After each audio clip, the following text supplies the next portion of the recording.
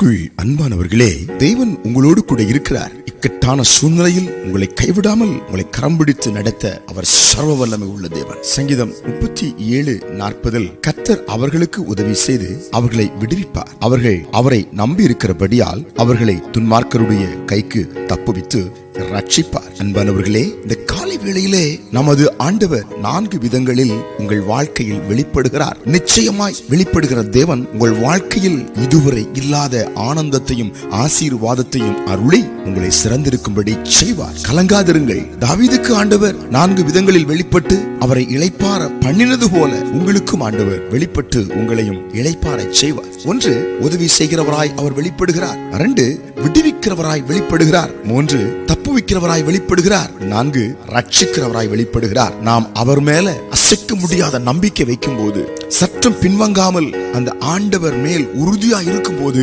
நிச்சயமாய் அவர் உங்களை விடுவித்து உதவி செய்து தப்புவித்து ரட்சிப்பார். ஏதோ ஒரு சூழ்நிலையில் என்னால விடுதலை பெற முடியவில்லை, வெளியே வர முடியவில்லை, உதவியற்ற சூழ்நிலையில் தள்ளப்பட்டு விட்டேன், தப்புவிக்க யாரும் இல்லை, காப்பாற்ற யாரும் இல்லை என்று கலங்கிக் கொண்டிருக்கிறீர்களோ, இதோ அவர் இன்று உங்கள் வாழ்க்கையில திரும்பவும் சொல்கிறார், மகளே மகனே, நான் உனக்கு உதவி செய்வேன், நீ கலங்காதே. நான் உன்னை விடுவிப்பேன், நீ கலங்காதே. நான் உன்னை தப்புவிப்பேன், நீ கலங்காதே. நான் உன்னை ரட்சிப்பேன், நீ கலங்காதே. ஆமென். அசைக்க முடியாத நம்பிக்கை அவர் மேல் வைத்து ஜெபிப்போமா? எங்கள் பரலோக பிதாவே, இந்த வேளையிலும் அபார நம்பிக்கையை உண்மையில் வைத்துக் கொண்டு உம்மை நோக்கி கூப்பிடுகிற பிள்ளைகளுக்கு இப்பொழுதும் உம்முடைய வல்லமையை வெளிப்படுத்தி இந்த வசனத்தின்படி அவர்களுக்கு மனதுருகி இரக்கங்களை வெளிப்படுத்தி காண்பிப்பதற்காய் ஸ்தோத்திரம். இயேசுவின் நாமத்தில் ஆமென்.